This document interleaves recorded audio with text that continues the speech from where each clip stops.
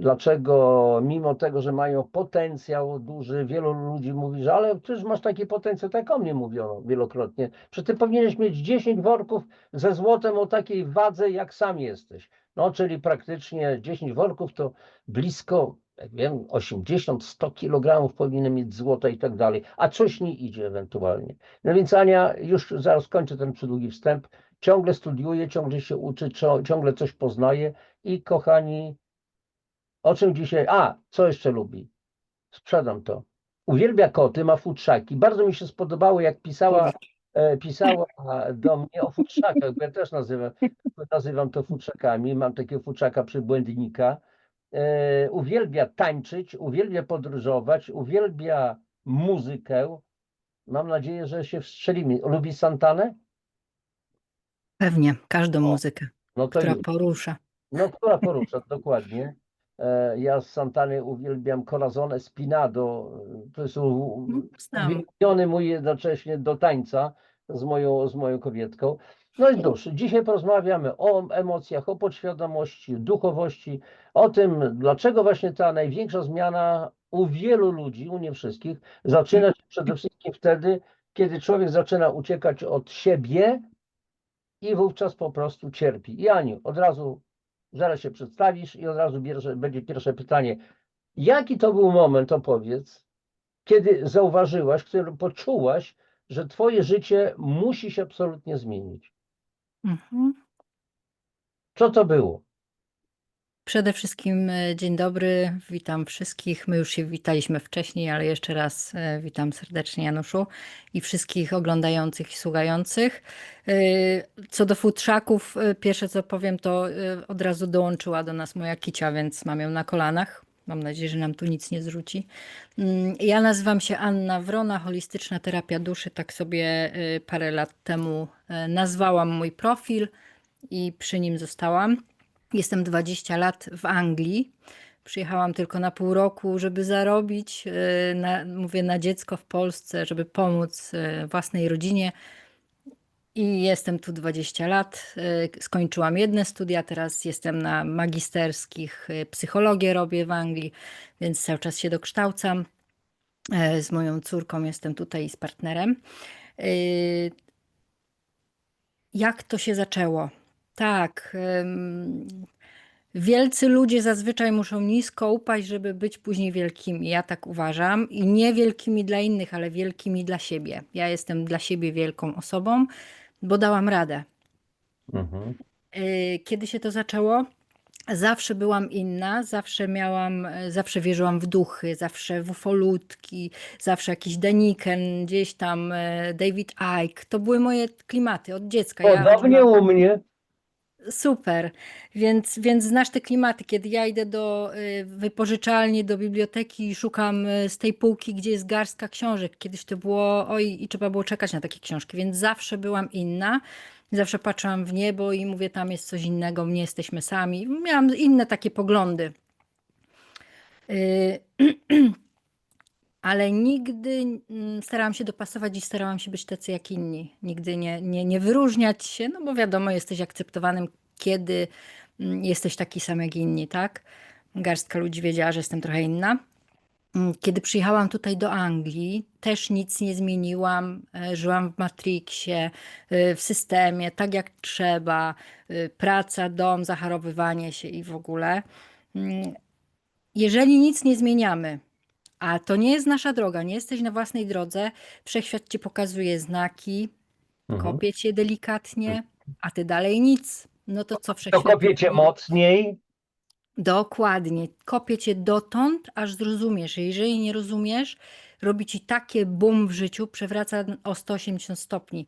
Nie zatrzymało mnie, nie zwróciło z drogi rozpad małżeństwa, śmierć jakichś dalszych osób. Dopiero kiedy zmarła moja mama, potem nagle babcia i tata, w 3 lata wszyscy odeszli. Tak, tak, ja byłam w tak depresyjnym stanie, takie bum, że już musiałam się zatrzymać. Tak, przepraszam, tutaj może się komuś to przydać, co powiem. Po śmierci bliskich osób wielu z nas świadomie, mniej świadomie lub bardziej świadomie przychodzi tak zwaną depresję reaktywną. To jest zupełnie normalny stan. to może trwać nawet rok, półtora, nawet 2 lata. To jest potworne cierpienie. Tak. Dokładnie. Ostatnio nawet kiedyś, niedawno temu na wywiadzie było takie pytanie, pani mnie zapytała, też na live'ie, pani tam w pytaniach powiedziała, no ale przecież ludzie wszystkim umierają, dlaczego myślisz, że u ciebie to był znak? I ja odpowiedziałam, że tak, ludzie umierają, odchodzą, ale we właściwym czasie. A jeżeli jesteś doświadczona nagle wieloma przedwczesnymi śmierciami i ty jeszcze jesteś w miarę młoda, to już jest chyba jakiś znak. I kiedy nie możesz się pozbierać i szukasz jakiegoś rozwiązania, jakiejś pomocy, i właśnie odnalazłam ustawienia systemowe, tak, to była moja Herta taka, Hellingera, tego oszusta, tego szarlatana, tego foliarz, nie wiem, czy można tak, nazwać, ale w ogóle to jest jakieś. Wszyscy ci, którzy tym się zajmują, mają nierówno pod sufitem. no i bardzo dobrze. Tak, i tak dobrze im, tym prześmiewcom, niech im będzie tak dobrze, że dobrze im tak. Tak, dokładnie. W zasadzie to były takie ustawienia trochę inne, bo to była matryca. Później poznałam Hellingera, to się tak nakładało trochę tego, trochę tego. Aczkolwiek zobaczyłam, że jest inny świat i że są terapie, które ci pomagają. Wyciągnęły mnie naprawdę z wielkiego bagna. Pomogły mi przeżyć tą żałobę, zmienić się i dorosnąć do tego, żeby wejść na drogę kursów, które robiłam dla siebie. Ja nie myślałam w ogóle, że będę z ludźmi pracować. Tylko robiłam to, żeby sobie pomóc i tak po prostu, bo mnie to zawsze interesowało.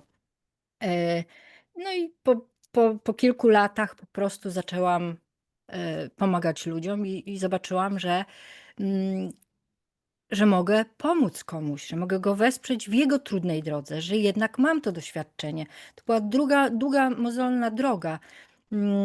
I jeszcze potwierdzenie mojej misji, że tak powiem, na tym świecie, bo każdy przychodzi tutaj z misją.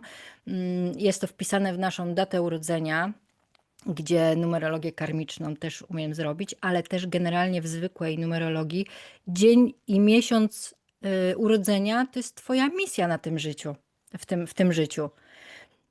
I ja miałam właśnie duchowość i pomoc ludziom.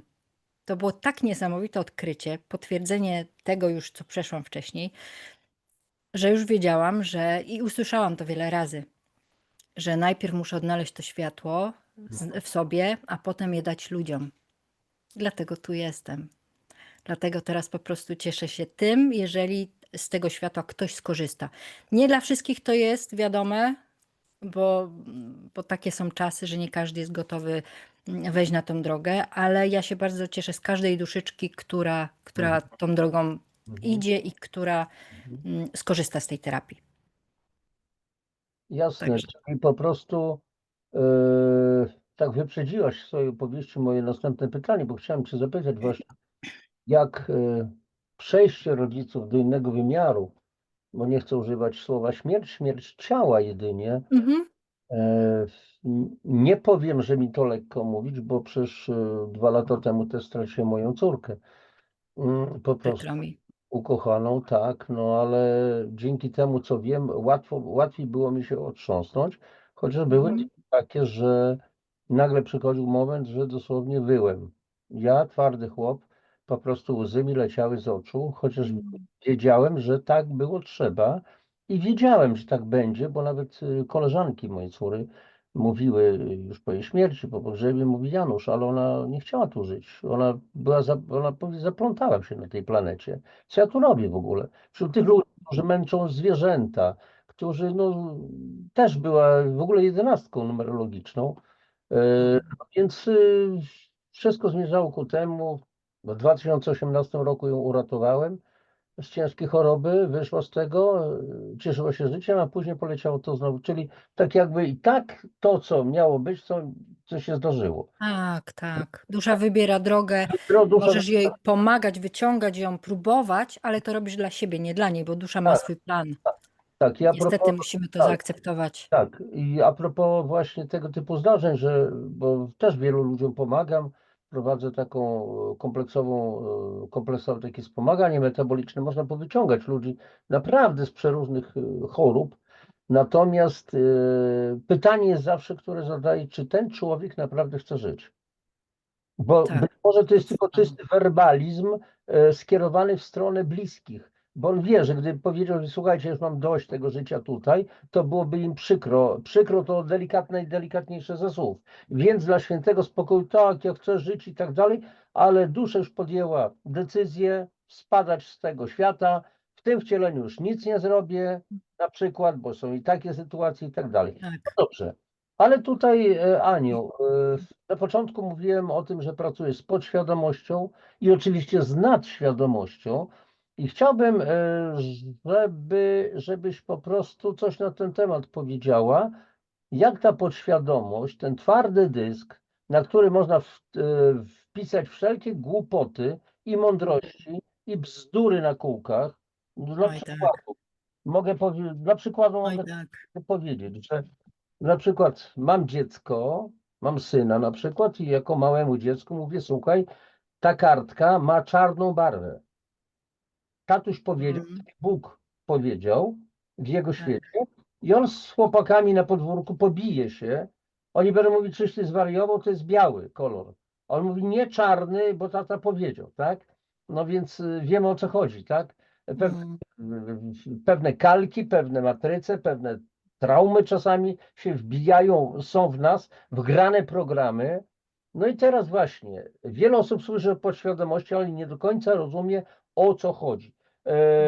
Słyszy o świadomości, usłyszało gdzieś tam o nadświadomości, co to takiego jest. Aniu, jak to wygląda w Twoim świecie? Co mogłabyś powiedzieć? tak, tak.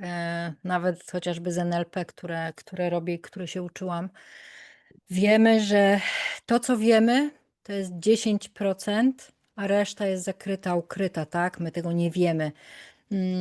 A do 7 roku życia jesteśmy jak w hipnozie, zbieramy wszystko jak gąbka, wszystkie przekonania, wszystko co słyszymy zbieramy od rodziców, rodziny, otoczenia, w szkole nam wkładają, więc my jako czysta dusza tu przychodzimy i mogłaby się sama ukształtować, ale my się sami nie kształtujemy, tylko to zbieramy do 7 roku życia.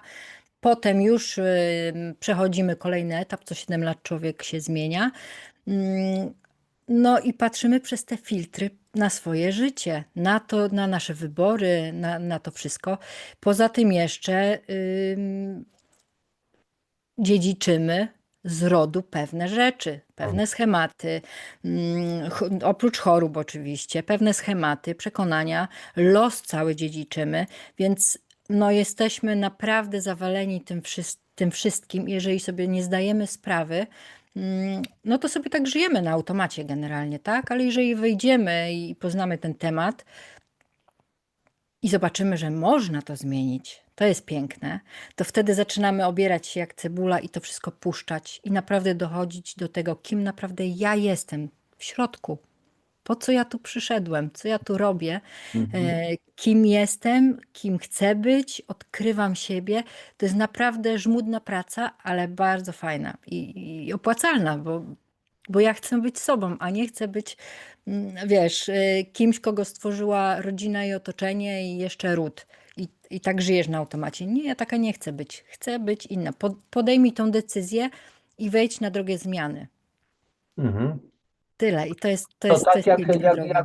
jak z naszymi Jak, ciuchami, ce, powiem. jak cebula. Tak, mamy jakieś tam ciuchy, nakładamy na siebie, wyglądamy jak wyglądamy, a przecież możemy różne rzeczy nałożyć. Tak, mogę Dokładnie. przebrać strój z XVII wieku. Teraz pytanie, trzeba to pozdejmować aż do koszulki, podkoszulka i majtki. Dokładnie. Wziąć Dokładnie. podkoszulek i majtki i wtedy widzimy, jacy naprawdę jesteśmy. To znaczy, Dokładnie. oczywiście w mojej metaforze, to jest tylko oczywiście ogląd ciała, które było zakryte. Tak jak aktor w teatrze. Maluje się, strój jakiś i tak dalej, i tak dalej. Filmy różnego rodzaju historyczne, a więc dojście do pewnej prawdy. Kim jestem? Kim jestem? Dobrze, w Twoim świecie, kim Ty jesteś? Dokładnie. Kim jestem? Jestem przewodnikiem, który prowadzi, pokazuje ludziom drogę. Z Human Design jestem też projektorem, więc Hmm. właśnie tak, tak. Więc potrzebuję ludzi dookoła, żeby po prostu oni mnie zasilali energią, ja im oddam podwójnie, zasilę ich, Mhm. pokażę im, ale też moja rola jest taka, żeby generatorzy zazwyczaj pytali mnie o coś, a ja, Generatorzy, a ja, ciekawe określenie. tak, tak, tam jest 4 czy 5 typów. Ja nie jestem absolutnie znawcą, aż takim human design podstawy znam. Odsyłam ludzi do Dobre, ekspertów, dobre, dobre, ale podoba. świetne, to jest świetne, naprawdę znać siebie, czy to z human design, czy z numerologii, z takich różnych, wiesz, rzeczy, żeby wiedzieć swoje talenty i swoje powołanie, i odkrywać siebie w tym. Czyli odnajdywać swoje miejsce w tym, tak? Bo czy ja się z tym utożsamiam i czy jest mi to z tym po drodze. I u mnie rzeczywiście to działa. Ja generalnie próbowałam żyć jako właśnie ten generator, czyli w Matrixie, jako zwykły człowiek, latać do pracy te 8 czy 10 I godzin. dawać energię, zasilać system. Tak, tak, ale to było zupełnie nie moje, bardzo mnie wykańczało, energię ci odbiera, no coś okropnego, bardzo się męczysz. I kiedy poznałam, że ja nie mogę żyć w takim trybie, bo też poznałam tam na kursach właśnie to moje human design, że jestem projektorem, i weszłam na tą drogę, kiedy teraz z ludźmi pracuję, to mówię, tak, to jest moje, rzeczywiście, to jest moje, ja się dobrze tutaj czuję.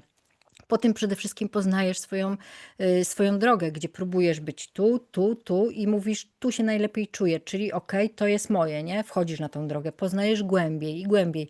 To tak jak wpadasz do nory i tam sobie odkrywasz pewne rzeczy, nie? Mhm. Więc tak, ja jestem do tego stworzona i po to tutaj przyszłam. Taka była misja moja, kiedy próbowałam żyć inaczej, zostałam doświadczona tak, a nie inaczej. Teraz jestem na swojej drodze i naprawdę fajnie się czuję. I ludzie wokół mnie też fajnie się czują, kiedy mogą ode mnie dostać to wsparcie. Więc jest wszystko ok. Dobrze, ale tutaj Ci powiedziałaś taką ciekawą rzecz. Zostałam doświadczona i to mi się kojarzy, wiesz, z tym w niektórych, powiedzmy, systemach religijnych, bo Bóg cię ukarał, Bóg ci to stworzył, Bóg to, Bóg tamto, Bóg siamto. Oczywiście ja się oburzam na takie coś, bo to jest stwarzanie Boga na obraz i podobieństwa Boga. Rozmawialiśmy przed audycją. Tak, tak. Bóg to jest tylko etykietka. Możemy nazywać źródłem, miłością, genialnym kreatorem, wielkim duchem, jak Szoszoni, Indianie czy Lakota, Gicze Manitu na przykład i tak dalej. Nieważne. Ale w każdym razie zwalamy to coś na Boga, że no tak, Bóg cię doświadczył, więc weź ten krzyż i noś, bo Jezus go niósł i tak dalej, co bzdurą jest totalną. Mówię tutaj świadomie, bez żadnego ale, bzdura. Chyba kilka tygodni temu nawet nakręciłem audycję na ten temat, czy faktycznie mamy nosić swój krzyż, kiedy Jezus mówi, odejmij ten do cholery ciężki krzyż, a ja znam Tak. moje jarzmo, ale moje jarzmo jest lekkie. Oczywiście Jezus nie mówił cholera, bo jeszcze wtedy może nie było znane słowo, więc ja tutaj, taka Mhm. licencja poetyka moje. Dobrze, ale wracamy do tego, czego jeszcze nie wybrzmiało do końca. Mhm. Jest dla Ciebie podświadomość, bo zaczęliśmy Mhm. rozmawiać.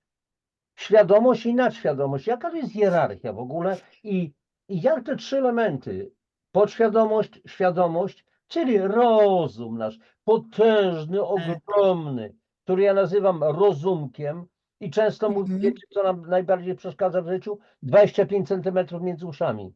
Tak, Rozum, dokładnie. jest później nadświadomość. Mhm. Teraz Tak. ja Ciebie chcę zapytać, bo ja wiem swoje i zobaczymy, Aha. czy Mhm. można myśleć. Jaką rolę odgrywa podświadomość, jaką świadomość, jaką nadświadomość? Mhm. Mhm. Świadomość, tak jak mówisz, mózg to jest świadome wszystko, co myślimy. To jest nasz komputer. To Mhm. jest, on żyje po to i kieruje, pomaga nam, żeby unikać zagrożenia. I tyle to jest dokładnie jego rola, więc nawet jak nam czasami szkodzi, bo tak jest. On myśli, że nam pomaga, bo unikasz zagrożenia, Mhm. tak? Więc to jest najgorsze, co może być. To my musimy go zaprogramować, przeprogramować, zaprogramować, ustawić pod siebie, więc to jest żmudna praca. To jest ta świadomość. Podświadomość to jest to wszystko głębiej. Mm, To jest to, czego ja często nie wiem, nie pamiętam. To jest schodzenie głębiej. Ja to tak widzę właśnie, do piwnicy wchodzę. Wchodzę tam i czyszczę, tak? Otwieram wszystkie drzwi i często na sesji tak właśnie robimy, że jak ktoś chce tam głębiej wejść, to Mhm. schodzimy do piwnicy, otwieramy odpowiednie drzwi i wszystko się tam pojawia. To jest bardzo takie nieświadome, bo ludzie się bardzo, bardzo dziwią na takiej sesji, że w ogóle co to, skąd to, nie? To Mhm. jest właśnie ta podświadomość. Przeprowadzana taka sesja w transie, czy tam w hipnozie, którą też zrobiłam. A nadświadomość to już jest to połączenie z tym wyższym ja, z tym światłem, Tak, źródłem. wyższy ja, tak, tak. Tak, to nasze najwyższe, najcenniejsze. Ale tam jest najciężej dotrzeć. No dobrze, to w takim razie, jeżeli tutaj żyjemy, działamy na Ziemi, robimy to, co robimy, mamy swoje plany, marzenia, czego ja to nie wymyślę, bo się rozumek to ma, Mhm. no nie? Nikt nie narzeka na własny rozum. Na włosy, na to, że o, Ania ma włosy proste i taka kędzierzawa dziewczyna z czarnymi lokami mówi, Boże, a jak ja bym chciała takie mieć piękne włosy. A taka dziewczyna jak Ania na przykład może powiedzieć z prostymi blond włosami, mówi, Jezu, jaka burza loków pokryli, jakbym chciała je mieć i tak dalej. I Każdy na tak, coś narzeka, na krój nosa, na co, ale na rozum nikt nie narzeka. O, rozumek to się ma i tak dalej. A ten rozum jest bardzo zawodny i często na, tak, na jakieś manowce nas prowadzi. Dobrze, w takim razie oj jak tak. należy żyć, Twoim zdaniem, Mhm. żeby wykorzystać podświadomość, która jest małym dzieckiem, tak prawdę mówiąc, Też. Mhm. wykorzystać ją po to, żeby stwarzać to, o czym marzymy. Oczywiście nie chodzi o marzenia typu, żeby tego sąsiada tam szlak trafił, tylko bo to nie wolno. Zasada zawsze pomagać, nigdy nie krzywdzić. Zasada Chrystusowa, zasada Huny zresztą. I teraz w związku z tym, jak wykorzystać podświadomość do realizacji naszych celów? Mhm. Mamy w podświadomości zapisane różne wzorce, czasami głupie. Na przykład jeżeli chodzi o pieniądze, o kasę, cash, Oj money, tak. money, money. Słuchaj, bo my nie jesteśmy stworzeni do bogactwa. Trudno. Może jesteśmy biedni, ale za to szlachetni. I taka Mhm. głupota przez dziadka, ojca i tak dalej, bo nikt sobie z tym nie poradził, przychodzi na dzieci i one wiedzą, że one nie są stworzone do tego, żeby żyć godnie na planecie Ziemi, gdzie pieniądze też się liczą. Jak sobie na przykład, Aniu, z tym poradzić? Tak, tak. Przekonania. Tutaj rządzą nami przekonania. Czyli przyjrzeć się, jak wchodzimy w jakiś temat i pracujemy w danym temacie, tak jak już wspomniałeś, chociażby pieniądze, to pierwsze co to wypisać takie swoje przekonania, co ja myślę na temat pieniędzy i wszystko piszę, tak? Mhm. I jak się okazuje, sama to zresztą przeszłam, tą drogę na Theta Healing, pamiętam, uwalnialiśmy naprawdę dużo tych przekonań. Wszystkie przekonania pochodziły z domu. Tak? To, co rodzice mówili na temat pieniędzy. Tam Tak. nic mojego nie było. Naprawdę nic mojego nie było. Więc takie przekonania należy zmienić, puścić je, dojść do nich, wypisać wszystkie, popracować z kimś, żeby je zmienić, i wtedy dochodzę do swoich przekonań. Tak? Programuję, to jest już przeprogramowywanie później mózgu. Czyli puszczamy to, co stare, wkładamy to, co nowe, bo mózg oczywiście nie lubi pustki. Jak mu coś zabierzemy, to trzeba coś włożyć, bo jak nie, to sam sobie znajdzie. Mhm. Oj, to jest jak z paleniem. Rzucasz palenie i co? Zaraz szukasz, żeby coś jeść. A to cukiereczek, a to coś tam. A Mhm. jak mu włożysz od razu coś innego, zastąpisz, to takie przyzwyczajenie, taki nawyk mózg od razu fajnie akceptuje i jest ok. Także z przekonaniami trudnymi, nie moimi, dochodzę, wypuszczam, przeprogramowuję, wkładam nowe i żyję wobec tego inaczej, nie? Wobec tych nowych przekonań, które sobie wpajam. To jest długa, żmudna droga, ale do wykonania. Do Mhm. wykonania. Że po to są takie sesje, żeby taką zmianę przeprowadzić z człowiekiem. I to jest piękne, bo Słuchaj, po właśnie prostu, też. Przepraszam cię. dobrze, dobrze. Po prostu mówię, dochodzimy do tego dzieciństwa, tam wszystko to sobie, jak ja mówię, pierzemy do czystego, Tak. nakładamy swoje kolory i żyjemy według nich. Jest zupełnie inna jakość życia. Czytałaś na pewno Murphy'ego. Pewnie, że tak. Chyba moja pierwsza książka, nawet chyba mam ze dwie Potęga gdzieś. podświadomości i tak dalej. Inne, tak, tak, o pieniądzach. Mam pytanie, czy zaakceptowałaś wszystko to, co pisze Murphy od razu i robiłaś to zgodnie z tym, co on pisze? Wiesz co, bardzo mi się to podobało. Mhm. Bardzo mi się podobało. Teraz wiem, że już są jakieś tam update'y i że to trochę się zmieniło, bo znając inne tam nauki innych, że to już ewoluowało, ale na tamten czas było świetne. A Mhm. czytałam to oj wiele lat, chyba z 10 lat temu, może trochę mniej. I był to taki szok, ale ja bardzo lubię takie rzeczy, które są nowe, które są dziwne. Stąd UFO i duchy i moja grupa wtajemniczeni, którą prowadzę też od 10 chyba już lat. Wszystko, co nowatorskie i inne, to u mnie jest okej, jest okej. To Ja- wchodzi.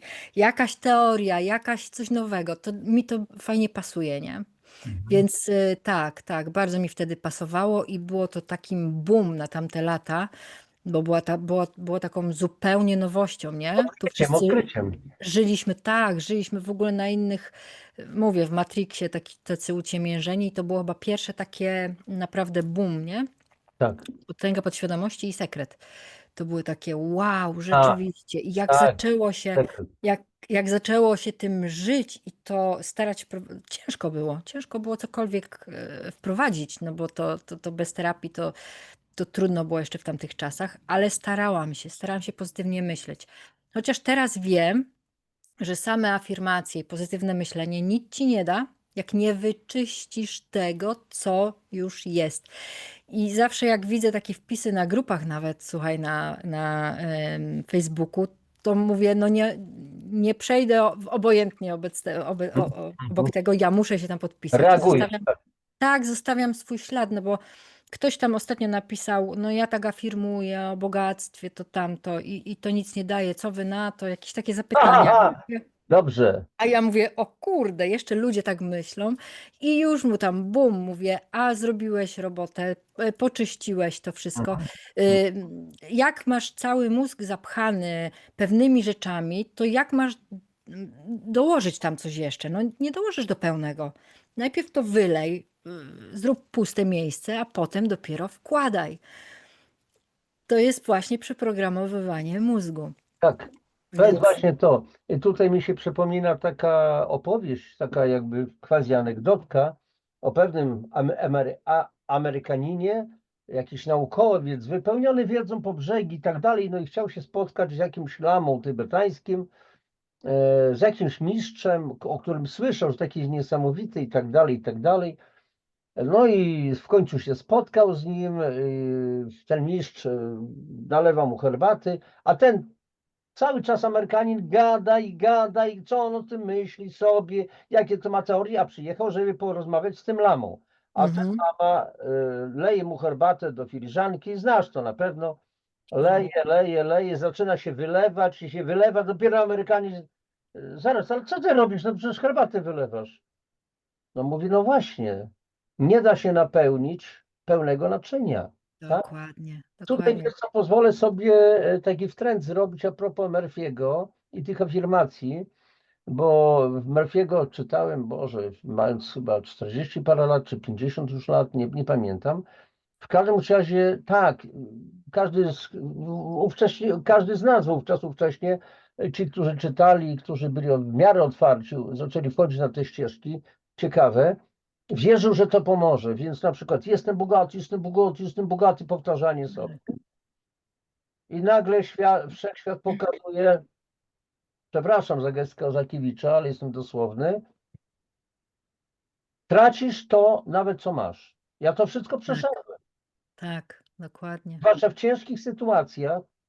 Ja mówię, co to jest do jasnej anielki? Przecież afirmuję to, co Murphy mówi. Ale Murphy albo nie powiedział wszystkiego, albo spłycił pewne rzeczy. I ja w ciężkiej pracy nad sobą, no, po ciężkich przeżyciach, doświadczeniach zrozumiałem jedną rzecz. To, o czym ty powiedziałaś. Bo jest taka zasada biblijna. Biblia jest cudowną, piękną księgą, tylko trzeba umieć Tak. czytać. Trzeba ją umieć czytać, Trzeba dokładnie. umieć czytać. Ja nieraz jak czytałem, zacząłem się interesować, co tam takiego jest w ogóle, to mówię, Boże, ale daj mi Twoje boskie zrozumienie. Nie, żeby czytał, o Boże, jakie to cudowne, bo jest to tak niezrozumiałe, że to musi być bardzo mądre. No to ma Ale być, wiesz co, jeszcze nie po przełożeniu Biblia, tylko w oryginale. ale Fajnie mówił świętej pamięci Roman Nacht o tym, tak, właśnie o tak, Biblii. pan Roman Cudowny Nark, człowiek. miałem szczęście go kiedyś poznać osobiście. No i Piękny. jeszcze wracam do właśnie Werfiego. Ja po wielu latach zrozumiałem to, o czym powiedziałaś. Dopóki ja nie wyczyszczę pewnych rzeczy, nie oznacza to, że już mam wyczyszczone do końca, bo to Mhm. cały czas proces następuje. Tak, tak, Ale Biblia mówi wyraźnie, że ci, którzy mają, będzie im dodane. Ci, tak. którzy nie mają, będzie nawet odebrane to, co mają. Dokładnie. Jak ja to czytałem, mówię, Boże, a cóż to jest boska sprawiedliwość? Co za knot w ogóle, co to za cholerstwo? Jak tak może być? To jest niesprawiedliwe. Ale pytanie jest takie, co mam? Co mam? Poczucie biedy wyniesione w pamięci komórkowej, Mm. plemnik i jajeczko, dwa rody i ciągle bieda, Tak, bieda, bieda w pamięci. A więc mam traumy, mam matrycę biedy, wzorzec biedy. tak. I Boże, ja tak bardzo chcę być bogaty. Spełnię Twoje życzenie. Bogaty w biedę. Będziesz coraz bardziej chciał. Tak. Bo proszę, ja tak bardzo chcę. No to Mm. twoje marzenie. Kochani, zrozumcie to. Tak. Naprawdę. Teraz, czyli powtarzanie jestem bieda, bieda, jestem bogaty, bogaty, bogaty, do kieszeni a tam nie ma nic, w portfelu nie ma nic, Mm. nie ma nic. Więc nie włożysz do bankomatu, nie wyjmiesz, nie włożysz na konto. Więc zrozumiałem sobie po wielu latach, że trzeba pracować z podświadomością, bo to w podświadomości jest. I teraz zastosować taki myk, obchodzenie, żeby to dziecko naiwne, któremu tata powiedział, to jest czarna kartka, to trzeba pomału wybijać tą czarną kartkę i na przykład tak delikatnie. Bogactwo, bogactwo, bogactwo, pieniądze, pieniądze, pieniądze. Tak jakby to nie dotyczyło. Czyli ja temu dziecku pokazuję co pewien czas tą białą karteczkę i tak dalej, uczę go jako obcy, żeby wyjść z tej matrycy ojca, co ojciec powiedział. Zobacz, jaki piękny biały kolor, jaki piękny biały, biały, biały, biały, biały i tak dalej. I pomalutku fajnie mieć pieniądze. O, wtedy, kiedy się ma pieniądze, można pójść na koncert, kupić sobie fajną książkę, fajny ciuch. Fajnie mieć pieniądze generalnie i tak delikatnie wychowywać tą swoją podświadomość. Czy tak to było u ciebie na przykład i czy ty to również w jakiś sposób preferujesz, czy też czyścisz, że tak powiem, ryżową szczotą, że tak powiem, gdzieś tam podświadomość bo nie sądzę, że jedna terapia zawsze pomoże. Jak to się u ciebie, Aniu? Nie, jedna terapia nigdy nie pomaga. Zawsze to powtarzam, że może zmienić coś w obszarze tej dziedziny życia, bo zawsze też to jest tylko jedna dziedzina. Mm, Jak są pieniądze, to bierzemy tylko na tapetę pieniądze i tylko tu robimy. Może się coś zmienić, ale nie zmieni się o 180 stopni, nie będziesz milionerem po jednej sesji, tak? Bo tam jest wiele czynników. Jak ktoś przychodzi do mnie na sesję, jeżeli kupuje na przykład pakiet sesji i przychodzi na wiele sesji, to mam większe pole do popisu, bo możemy zrobić to z różnych stron. Jak przychodzi na jedną, dobieram metodę i co będziemy z nim robić, no tak, żeby jak najlepiej pomóc. Tak, co ma na pierwszym miejscu, ale tak to generalnie to można właśnie i popracować, czy to w NLP właśnie z przekonaniami, czy tam Theta Healing, żeby to pousuwać, żeby to później zapisać. czy, no już nie mówię o hipnozie, bo to wiadomo, w hipnozie wszystko zrobisz, czy to w ustawieniach systemowych, Mhm. świetna praca, dojście do tego, dlaczego na przykład jesteś cały czas w stracie. Bo to jest, no to jest ogromny, ogromny temat, bo nie tylko dziedziczysz, że na przykład tą stratę jako stratę, że mama traciła, babcia traciła, no wszyscy tracili, no to ja też będę, tak, ten schemat Tak. i się dziedziczy, przechodzi na ciebie. Muszę być razem z moim rodem, no ja nie mogę się wyłączyć. Dokładnie, tu jest lojalność rodowa, nie Lojalność. pójdziesz wyżej. Chcesz iść wyżej. Ród też bardzo by chciał, żebyś ty był wyżej, bo jesteś spełnieniem marzeń całego rodu. Mhm. Ale z tej lojalności ty nie pójdziesz, no bo chcesz przynależeć, chcesz być taki jak on, chcesz z nimi być. Ale też pokazuje na przykład przy stratach wykluczonych członków rodziny, zapomnianych, dzieci przede wszystkim.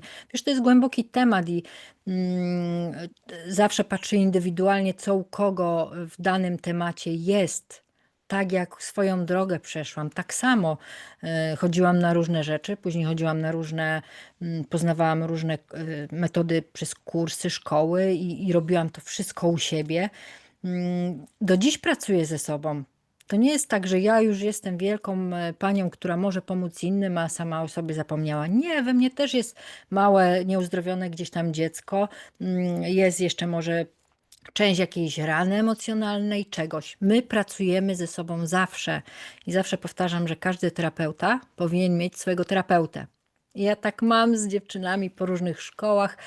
Jak potrzebuję czegoś, to się zwaniamy, coś robimy Taki koło ala siebie. supervisor, czy jakoś tam się to nazywa. Superwizja, tak, ale też różne kursy, cały czas robię webinary, żeby cały czas nad sobą pracować, bo brakłoby nam życia, gdybyśmy chcieli czyścić wszystko i wyczyścić dojrze całe swoje dzieciństwo, to jeszcze to z pleców co przyszło. A już nie mówię o karmicznym, o poprzednich życiach, gdzie naprawdę na sesjach fajnie wychodzi, skąd coś przyszło i ktoś, na przykład mam takie panie, które lubią metodę, gdzie zasięgamy, skąd to naprawdę przyszło karmicznie. Mhm. I ileś tam pokoleń wstecz, ona to wchodzi i tam ogląda i mówi, no rzeczywiście, i to ciągnie do dzisiaj. Więc naprawdę brakłoby nam życia, gdybyśmy tak chcieli to wszystko czyścić i czyścić i czyścić. Robimy w danym temacie to, co nam najbardziej przeszkadza, tak żebyśmy byli szczęśliwi. I ewentualnie, tak jak ja na bieżąco, jak mi coś wyskoczy, nie? To wtedy się przyglądam, co to jest. Mhm. Mam nadzieję, że odpowiedziałam na pytanie, O, czuję się bo zawiedziony. gdzieś popłynęłam. Zawiedziony jestem. Ja przychodzę do ciebie, wkładam, wykupuję jakiś pakiet sesji, pi razy oko za 2,5 tysiąca i chcę, żebyś mnie wyczyściła, żeby od dzisiaj było ok. A ty mi mówisz, że muszę Tak. kurczę nakrapiać sam, że jeszcze muszę sam pracować i jeszcze nie do końca to będzie, to co zrobiłeś, to będzie efekt. No jak to tak? Mhm. Zapłaciłem i powinnaś zrobić to, co potrzeba. Tak. No to Nie ma kochani, takich prowokuję czarodziejów. Anię i was Nie ma. również wiecie doskonale, o co chodzi. Nie ma takich czarodziejów. Nikt ci nic nie obieca. Jeżeli ktoś ci obiecuje i powie, dobra, przyjdź do mnie na 5 sesji, ja ci wszystko zrobię, będziesz super i w ogóle uciekaj. Ja to tak mówię, Tak, uciekaj. to jest oszustwo. Nikt ci nie zagwarantuje, bo nie wie, ile ty masz w tej podświadomości tam nakładzione, nie wie, co ty przeszedłeś, nie wie, ile już zrobiłeś, ewentualnie nic nie zrobiłeś, nie wie, jak szybko przerabiasz i puszczasz, jakie te procesy w tobie zachodzą. Nikt nie wie, więc nie ma, takie obiecanki są straszne. Zobacz, zwykłe terapie, jakaś psychoterapia zwykła, pójdziesz do psychologa, to będziesz ile przechodził? Rok? 2 terapie? A tutaj ktoś przychodzi na jedną sesję albo 3 i myśli, że wiesz, mówię, na tyle mu się No, zmieni, wiecie, paluszków i sprawa załatwiona. dokładnie, zmieni mu się tylko tyle, na ile jest gotowy. Nigdy więcej, nigdy więcej. Po prostu tyle, ile uniesiesz. My dostajemy od wszechświata, od życia tyle, ile uniesiemy. Rzadko jest więcej, bo moim zdaniem nawet ci, co nie mogli tego unieść i sobie coś zrobili, żeby stąd odejść, to nie była przyczyna, że oni za dużo dostali, tylko była przyczyna na przykład zewnętrzna albo jeszcze inna. To jest też głęboki temat. Mhm. ale dostajesz tyle, ile uniesiesz, żeby cię doświadczyć, żeby coś zmienić, żeby tyle, ile chciałeś. No jesteś Tak, tak, duszą, tak, która chciała doświadczyć, więc tak, tyle dostaniesz i puszczasz z tego, wiesz, dostajesz taką kulę czarną, powiedzmy, nie? I puszczasz to tyle, ile na teraz jesteś w stanie, żeby to przeprocesować, żeby się lekko zmienić, żeby punkt widzenia się zmienił, żeby w życiu coś się zmieniło. A jak, słuchaj, jak cię coś przywali do ziemi i kurde, po troszku chyba, wiesz, po troszku to podnosisz, nie? A nie tak w sekundzie i nagle nie wiesz, jakiś taki szok no, ciało by kręgosłup przeżyło. zacznie szybciej. Na przykład, no tak to widzę, że po prostu wszystko jest właściwe, takie jak ma być. Tak, i Więc tutaj mówiłaś bardzo fajnie, wiesz co, no, spotykamy się nieprawdopodobnie w pewnych punktach, zaraz wyjaśnię o co chodzi w tym mhm, przypadku. Powiedziałeś, że nikt z nas nie będzie niósł większego ciężaru niż jest w stanie udźwignąć. tak. I przypomina mi się taka sprzed wielu, wielu lat, taka sytuacja, ja wiem, 25 lat temu, między innymi, słuchajcie, marketing będzie teraz. Opisałem tę historię w mojej książce Niesamowicie O, człowiek, jak odkryć Boga w sobie, tak? Opisałem to.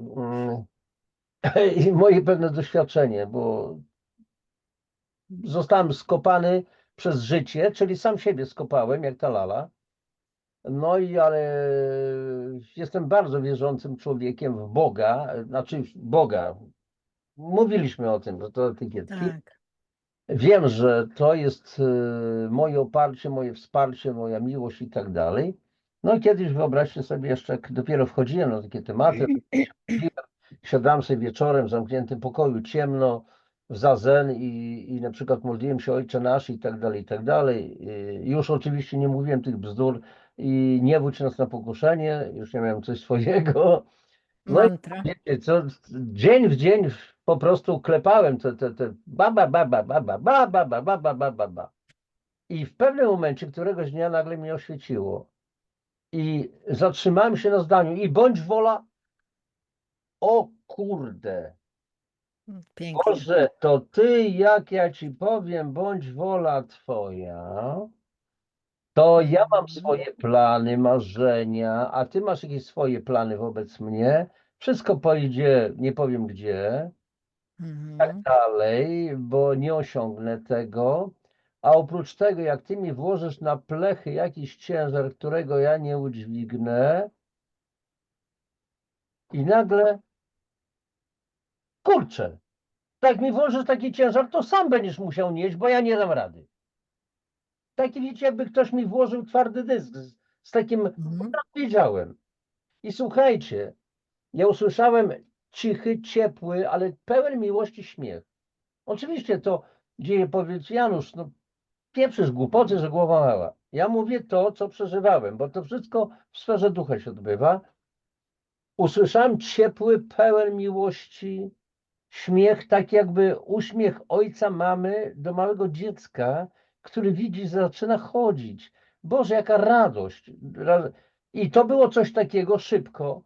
Nareszcie pajacu zrozumiałeś. I to pajacu to nie było obelżywe, nareszcie głębie Mhm. zrozumiałeś, tylko to było takie ciepłe, takie pełne miłości. Nareszcie zrozumiałeś. Ja ci nie dam żadnego ciężaru. Oprócz tego nie daję wam żadnych ciężarów, to sami chcecie wypróbować te doświadczenia, żeby stwierdzić, ile możecie. Zobaczcie, jak jesteście mocni. Mhm. Czasami tak jak słuchajcie w ciężkim treningu. A Tak. trenowałem pewne rzeczy, były bardzo trudne treningi, jak żołnierze na poligonie, gdzie już nogi odmawiają posłuszeństwa, niesiesz 40 kilo na barkach, wiadomo, porządzenie, broń, magazynki z amunicją i musisz, bo nie masz wyjścia i dostajesz tak jak w maratonie bieg, już nie dasz rady, niby nagle odzyskujesz tą energię i biegniesz. I wtedy dopiero radoszka, kurczę, ale wytrzymałem, ale dałem rady, nie poddałem się. To jest coś takiego, no nie? Tak. To jest Piękne, po prostu, to piękne. są niesamowite po prostu odkrycia. Dobrze, Aniu, ale w takim razie, dobrze, przychodzą do ciebie ludzie, którym Mhm. nie dajesz żadnych gwarancji, to już żeśmy Mhm. mówili, podobnie jak ja zresztą, Jak do mnie się czasami ktoś tam zgłasza, dzwoni i tak dalej, to ja najpierw pytam, ale o co chodzi? Jak mógłbym Mhm. pomóc panu, pani? No, bo ja słyszałam to i tamto, ale mówię, proszę państwa, ja nie zajmuję się leczeniem, ja nie jestem lekarzem. No, my wiemy i tak dalej, ale czy pani jest na to gotowa? Tak, ja mam pieniądze, ale mnie nie chodzi o pieniądze. To dobrze pani ma, niczym nie Dobra. handluje, niczego nie sprzedaje, ale czy będzie pani gotowa na przykład zrobić sobie kurację, tak jak w twoim przypadku ileś tam sesji, na przykład 3, 4, 5, 6 miesięcy czasami, na które trzeba wydać określoną kwotę, na przykład załóżmy około Tak. 1000 złotych i to jeszcze w cenie po prostu tak zwanej hurtowej. Czy jest pani do tego przygotowana również mentalnie? Czy pani, jak długo pani na przykład ma ten problem zdrowotny? No tyle i tyle lat. E, I co, leczyła się pani? No tak, brałem leki, to, tamto. Czyli twoi klienci też gdzieś coś tam być może próbowali, nic im to nie pomogło. Wydali Mhm. kasy na różne rzeczy i nic im nie pomogło. Chodzili na przykład do psychologów, tych takich zwyczajnych i nic Tak. to nie pomogło. No i teraz oczekują często, zaraz wczoraj miałem akurat też nakręcany wywiad w podobnym tonie. No i właśnie też była mowa, że ludzie oczekują, że nagle pionk, błysk, huk, dym i już będzie wszystko ładnie. To ja muszę coś robić jeszcze? Oj, tak. Chociażby przeczytać dokładnie instrukcje, zasady wspomagania organizmu Mm.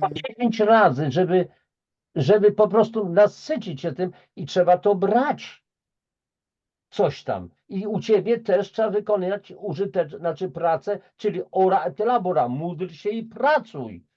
Ale Tak. nie tymi łapamy, że grzbiet ci trzaska i pot z czoła wali. I nie chodzi o wyklękiwanie dołków w kościelnych posadzkach, zupełnie o co chodzi innego. Dobrze, Aniu, w takim razie, jak już mówiłaś, że przychodzą do ciebie ludzie, to z jakimiś na przykład emocjonalnymi problemami ci ludzie do ciebie przychodzą najczęściej.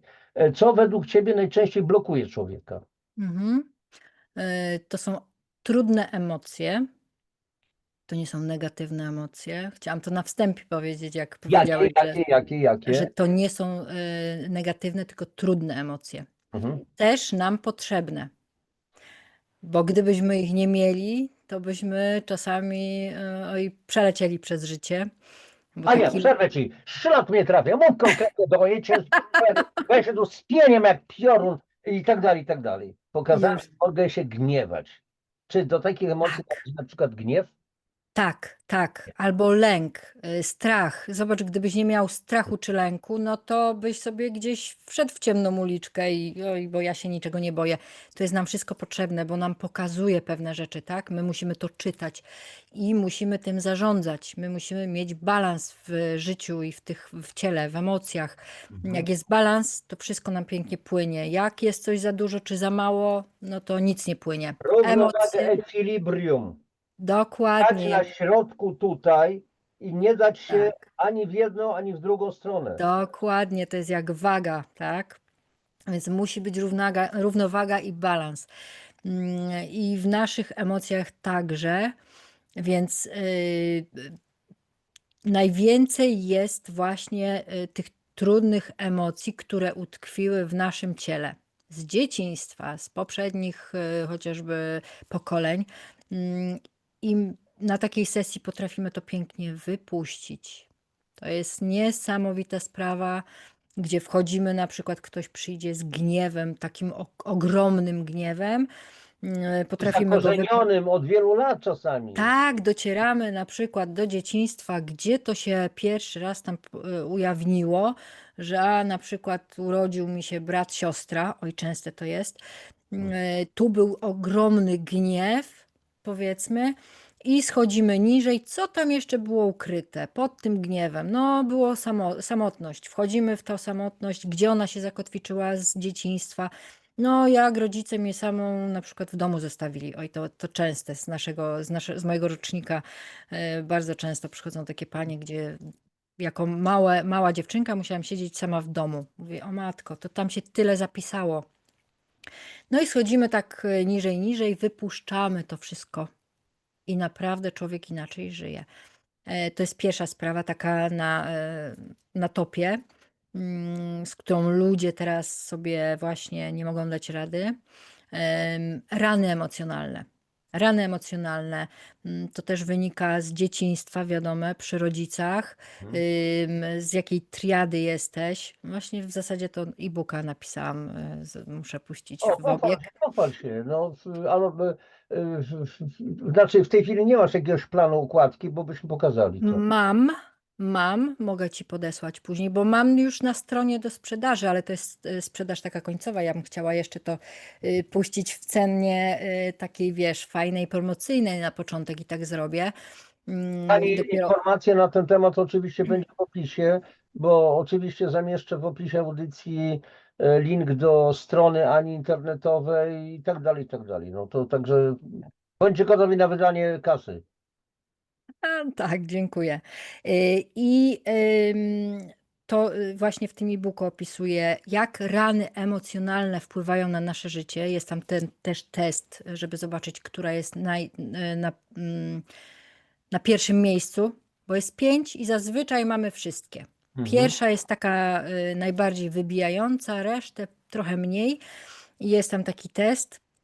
Pięknie to można też przepracować, żeby to puścić.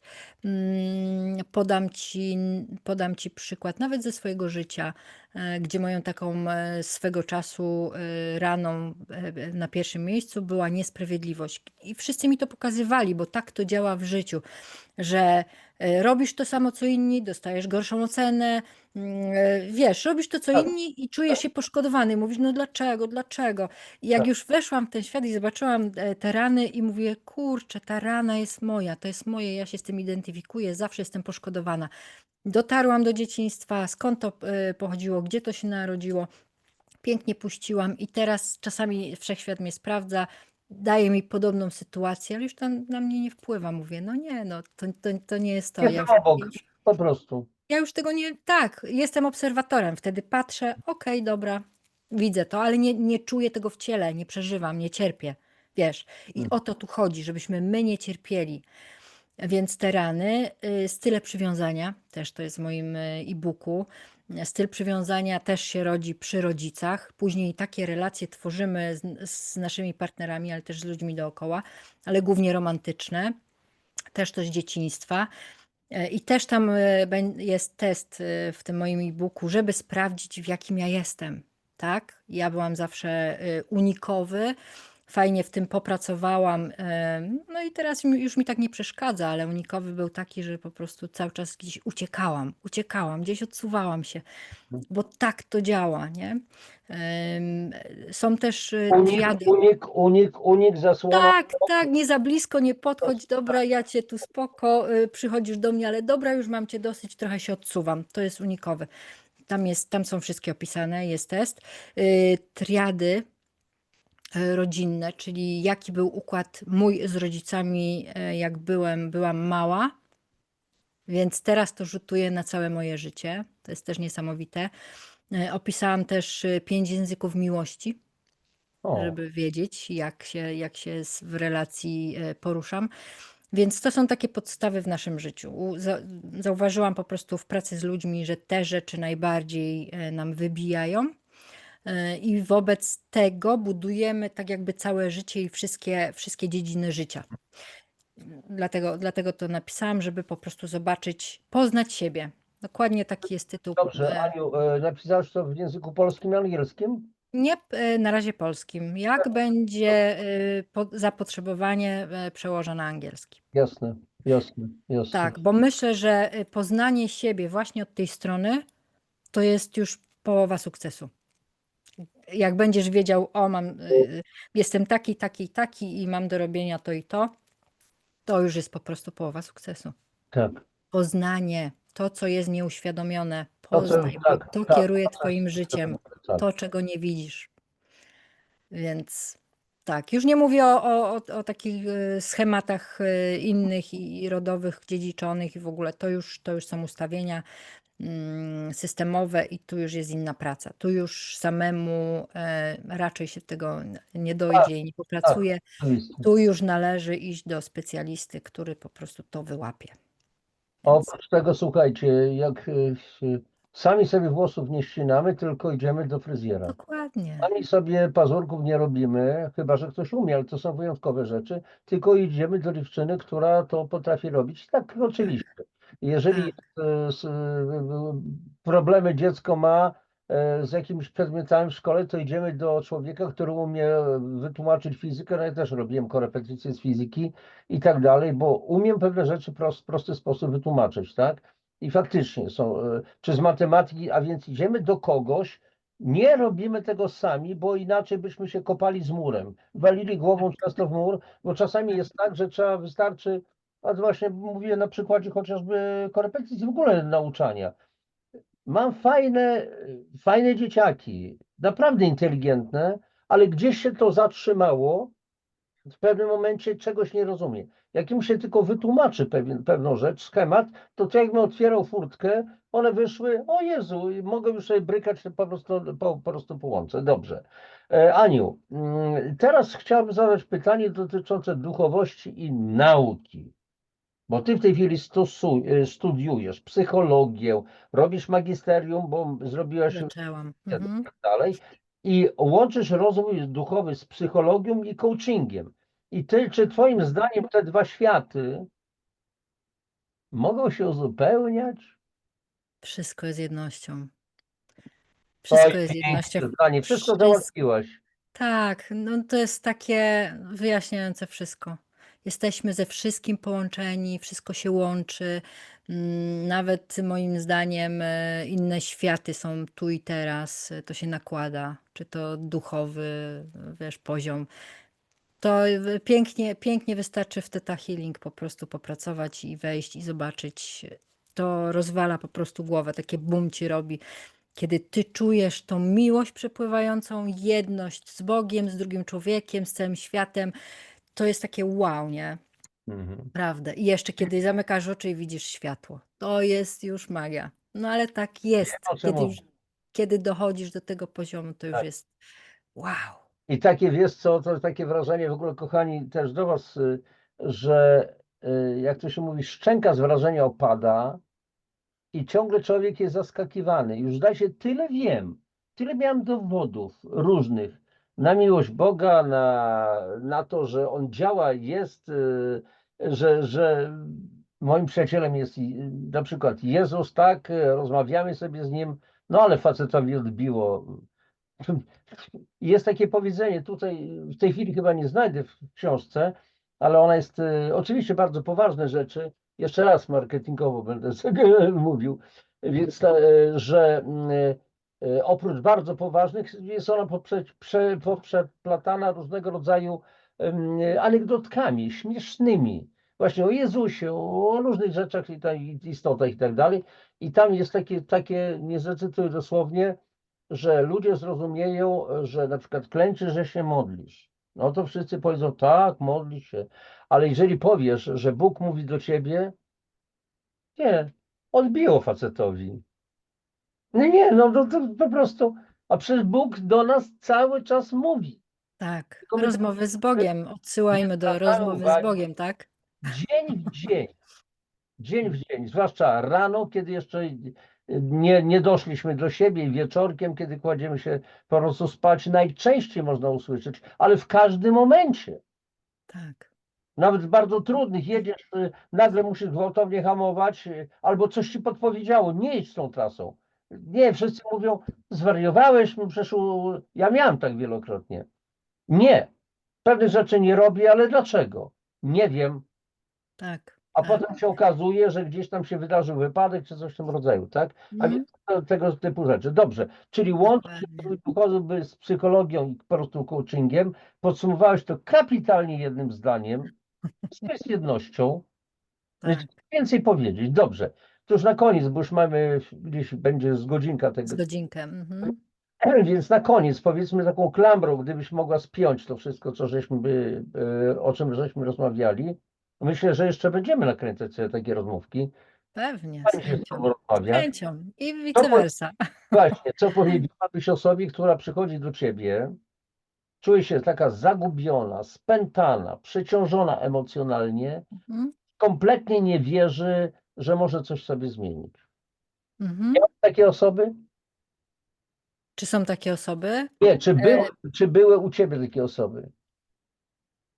Wiesz co, zdarzają się takie właśnie, które już że jestem ostatnim kołem ratunkowym, Czyli jeszcze aczkolwiek do końca ich wiara nie wygasła, jeszcze 99% niewiary i 1% tak, nadziei tak. został. Aczkolwiek ja bardzo nie lubię pracować, chyba już nawet nie przyciągam takich osób, bo bardzo duże oczekiwania we mnie wtedy pokładają, a jak coś nie wyjdzie po ich myśli, to później no, z błotem cię Oskarżenie. zmieszają i powiedzą, że to twoja wina, nie ich.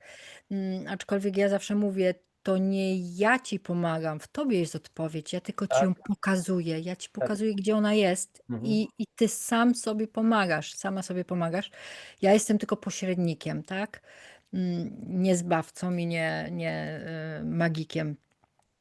Więc takich ludzi już chyba nawet teraz nie przyciągam. Mhm. Raczej są to ludzie otwarci na zmianę. Otwarci. To jest podstawa pracy ze sobą.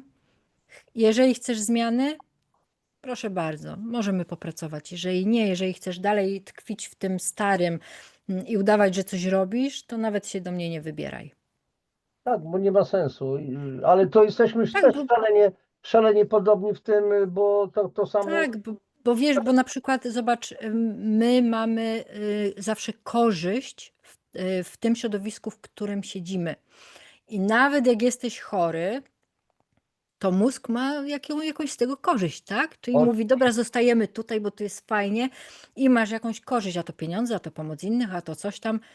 I czy ty tak naprawdę chcesz to zmienić? Dlatego, jak ktoś przyjdzie, no to jeżeli nawet z chorobą pracujemy w psychobiologii, to ja się pytam, czy chcesz tej zmiany i czy jak to się zmieni, to no tam jest szereg pytań takich mhm, coachingowych. mhm. Czy naprawdę ktoś chce tej zmiany? Bo czasami jest tak, że ktoś chce, ale nie chce. No, chcę zmiany, chcę popracować, Jak chcę to? to No ja zmienić. chcę, Ale nie chcę, żeby dokładnie. moja sytuacja się zmieniła, rozumiesz? Tak. Nie chcę wyjść z tego środowiska, tu mam przyjaciół, tutaj mam pieniądze, tu nic nie muszę robić, partner mnie wspiera. Rozumiesz, więc to musi być przede wszystkim. Ja chcę zmiany i chcę z tego wyjść ze strefy komfortu i gdzieś tam iść w nowe. To jest bardzo, bardzo dużo chcieć tej zmiany, nie? Więc to jest podstawa. Podstawa Tak, jakiejkolwiek wykonać pracy skok. terapeutycznej. Ostatnio byłem też na takich fajnych warsztatach ze znajomym. Znajomy Maridion, Mario Szaman, pozdrawiam Szaman, cię. widziałam u ciebie. Szaman, Mhm. tak, tak, tak. Mhm. No i więc on chyba na dzień przed tymi warsztatami daleko w Polsce e, no, pracował na jakichś kartach i pokazał, mówi, słuchajcie, przed tymi naszymi warsztatami, spotkaniem wyciągnąłem kartę. Stoisz na urwisku, jest przepaść i wykonujesz skok w ciemno. Wykonasz ten skok, czy też nie? A więc trzeba mieć ogromną wiarę, Tak, tak? tak, Ten tak. skok to widać było postać, ale ona nie runęła w dół w jakiś sposób, bo tak się skok w takich sytuacjach kojarzy. Kojarzy. To, Mhm. to był skok pod kątem w górę, jak Tak, tak. startujący myśliwiec. Tak, wiara To czyni było cuda. Wiara czyni cuda i to nie niesamowite. tylko religijnie, tylko w Tak, naszym życiu, czy to w terapiach, czy ogólnie na co dzień. W co wierzysz, to ci się to spełni, to zadziała. Jeżeli w to nie wierzysz, a ktoś cię wyśle na taką terapię albo nie wiem, a pójdę, bo coś tam, ale nie wierzę w to, nie idź, to tylko strata pieniędzy. Więc naprawdę w coś uwierz i wtedy dzieją się cuda, tak? mhm. I dobrze, jeszcze dam Ci na koniec zdanie, natomiast teraz przypomina mi się sytuacja u mnie sprzed wielu, wielu lat, gdzie byłem w bardzo trudnej sytuacji rodzinnej po prostu, już totalna rozsypka i pamiętam, wychodzę rano do pracy i mówię, Boże, ja już po prostu nie wytrzymuję, powiedz co ja mam robić, daj mi jakiś znak, jakąś wskazówkę, bo ja po prostu ja już nie daję sobie rady. Słuchajcie, czekałem na cały dzień, starałem się być uważnym, może jakieś zdanie w gazecie, może słowa piosenki, może ktoś coś mi powie, wiesz o co chodzi. Tak. Nic. Dopiero wieczorem przemknąłem się do swojego spokoju, włączyłem telewizor, program numer 2, widziałem na pasku, że leciał film z Kevinem Costnerem, Ważka, Dragonfly z angielskiego. Nie wiedziałem, co to za film, ale Costner, o, to musiało być coś fajnego. To było ostatnie 5 minut filmu i ja nagle słyszę z ekranu: ufaj i miej nadzieję, to wiara nas prowadzi. Pięknie. Ufaj i miej nadzieję, to wiara nas prowadzi. I ja wtedy, wiecie co, padłem na kolana, rozpłakałem się, bo wiedziałem, że Bóg mi odpowiedział. Tak, I ja miałem tak, tylko cierpliwie czekać. No ale dlaczego nie mógł od razu ci tak. powiedzieć? Bo może to nie były właściwie warunki, może nie byłem za bardzo rozedrgany, może to miał być czas, kiedy ja praktycznie traciłem jakby nadzieję, że coś otrzymam i otrzymałem to. Nie wiem, nie umiem tego ocenić, ale otrzymałem, więc jeżeli komuś to pomoże, ja często wpisuję w moich książkach, Mm. poczuję, jakby nigdy nie wpisuję tylko powiedzmy autor i tam nazwisko, imię, tylko jakieś sentencje, jakieś coś, Mhm. co mi w duszy jakbym wyczuł. I kiedyś takie coś wpisywałem i z tyłu dziewczyna, której wpisywałem, mówi: Boże, skąd on to wiedział, że ja teraz tego potrzebowałem? Ja nie wiedziałem, to źródło działało Prowadzony byłeś, tak. prowadzony. A więc słuchajcie, kochani, jesteśmy cały czas prowadzeni, ale często nie dostrzegamy tego, nie Tak. widzimy tego, nie czujemy, bo nasze myśli są gdzie indziej. Głowa w telewizorze, w kąpie. Ja też tak czasami mam, w komórce cały czas i tak dalej, i tak dalej. Zobaczmy, co dzisiaj młodzież.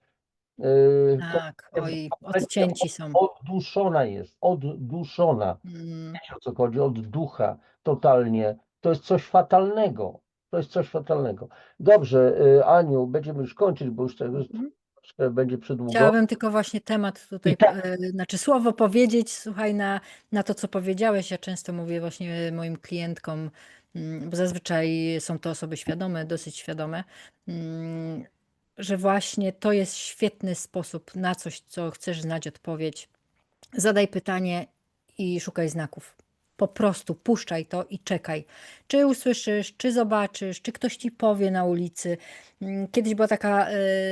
Kiedyś była taka metoda, nie wiem gdzie to zasłyszałam, czy przeczytałam, że zadaj sobie pytanie i wyjdź w jakimś tam mieście na ulicy, na rogu, stań i usłyszysz, ktoś ci to powie. Coś było w tym stylu, więc tak, my ignorujemy w dzisiejszych czasach takie znaki. My mamy odpowiedzi po prostu wszędzie, tylko je ignorujemy, bo jesteśmy zagłuszani. Różne są programy nakładane na nas i z zewnątrz, czy to telewizja, czy radio, czy inne rzeczy. Nie słyszymy, ale jak się na to wyczulimy i będziemy uważni, to uważnie. to jest magia, to jest piękne. A może, słuchaj, Aniu, to jest tylko zwykłe, zwyczajne lenistwo, olewanie przez Boga nas. Bo przecież mógłbyś się pojawić u mnie teraz, powiedzieć mi i ja bym widział ciebie i słyszałbym.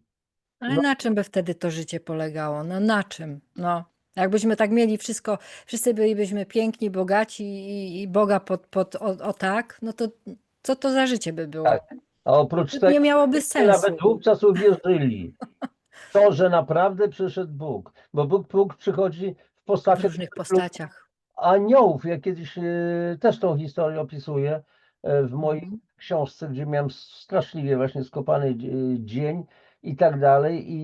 I w każdym razie Dzień Nauczyciela, Dzień Edukacji Narodowej. Widzę, że wypuściłem swoją klasę wcześniej po dzwonku, jeszcze żadnych dzieciaków na korytarzu nie ma. Stoi Emilka, dziewczyna, która opuściła ogólnie jak już rok wcześniej, z różyczką. Mówi: dobra, Emilka, że przyszłaś do kogoś złożyć życzenia. Zaraz cię wpuszczę do pokoju, żebyś tam, bo tutaj zaraz będzie harmider potworny. Ale ja nie przyszłam do kogoś innego, tylko do pana. Do mnie? I ona mówi, że na lekcjach fizyki zapamiętała, inni uczniowie zapamiętali, że opowiadałem im o aniołach w ludzkich postaciach. Mhm. Że każdy z was może być takim aniołem. Coś fajnego. Pewnie. Nie musicie żądać podziękowania, to raczej wy dziękujcie, że mogliście coś fajnego zrobić, że była taka dana możliwość. I słuchaj, słuchajcie, przeżyłem wtedy niesamowity szok, bo to było też odpowiedź. Wiedziałem, że Bóg zesłał mi Emilkę, anioła Emilkę, która przyszła mnie podbudować i dzień mój się zmienił. Przytuliliśmy się do siebie, jej łzy się zakręciły, mnie też. Tu dzieciaki idą, nauczycielki to samo, ale wiedzieli, że byłem krejzol, więc dziewczynę po prostu obejmuję. No dziś to byłby, ja nie wiem, no, jak to byłoby, no zboczenie, Odebrane. tak, no, Tak, no po prostu nie uwzględnia się tego czynnika ludzkiego, duchowego i tej tak, cudownej miłości, bez erotyzmu, bo nam się kojarzy tylko tak, miłość, aha, tak. wiadomo, seks i tak dalej, tu zupełnie nie o to To chodzi. tak jest demonizowane teraz, na tym to Demonizowane wszystko. polega, wiesz, To żeby jest też, to jest to, co straszne. dobre było Tak, zakryte i tak. zdemonizowane, żeby nie było, wiesz, żebyśmy byli odcięci od różnych fajnych rzeczy, ale to jest naprawdę głęboki temat. To jest głęboki temat. Słuchaj, Aniu, bardzo Ci dziękuję za no, niesamowitą rozmowę. Ciągle odkrywam nowych ludzi. Dzisiaj Ty jesteś. Naprawdę niesamowita postać. Cudownie mi się z Tobą Dziękuję. rozmawiało. Liczę na więcej za jakiś tam po prostu czas. Tak, fajnie płynęło, fajnie. Fajnie popłynęło. Tak, tak. Jak fajnie płynie, to znaczy, że jesteś w dobrym miejscu i ja to czuję, że Kochani, fajnie. dziękuję również Wam, że żeście byli, żeście nas wysłuchali, ale nie ma nic za darmo. Żebyśmy się dobrze rozumieli. Lajki, suby, komentarze, Dokładnie. i dzielenie się tymi wiedzami z innymi ze swoimi znajomymi i bliskimi. Chodzi o to, żeby ta wiedza szła do ludzi, bo bez was nie będzie nic. Ani Ania, ani ja, no co z tego, nakręciliśmy audycję. To może być taka sytuacja jak partyzant wyciętego lasu albo jak aktor ze spalonego teatru. Nie ma widowni, nie ma nic i koniec, kropka. Możemy grać do pustych ścian. Więc prośba do Was o Wasze reakcje, Wasze działania. Aniu, jeszcze raz najserdeczniej dziękuję i Wam wszystkim za to, Dziękuję. żeście byli, wysłuchaliście, poznajecie nas wszystkich i moich gości, moje gościnie również. No i do następnego zobaczenia. Popatki, trzymajcie się. Mhm. Trzymam Ja się. chciałabym tylko skwitować to zdaniem: jestem, bo jesteś, bądź żebym była. To jest świetne podsumowanie. Po prostu Cześć. jesteśmy dlatego, że wy nas chcecie. Jak nikt nie będzie oglądał, nikt nie będzie rozpowszechniał, to kanał samoistnie umrze, więc lubimy, szerujemy, udostępniamy i widzimy się pewnie następnym razem. Dziękuję pięknie. Nie w następnym wcieleniu, ale następnym razem. Nie, następnym razem. Wszystkiego dobrego. Pa, pa. Dziękuję.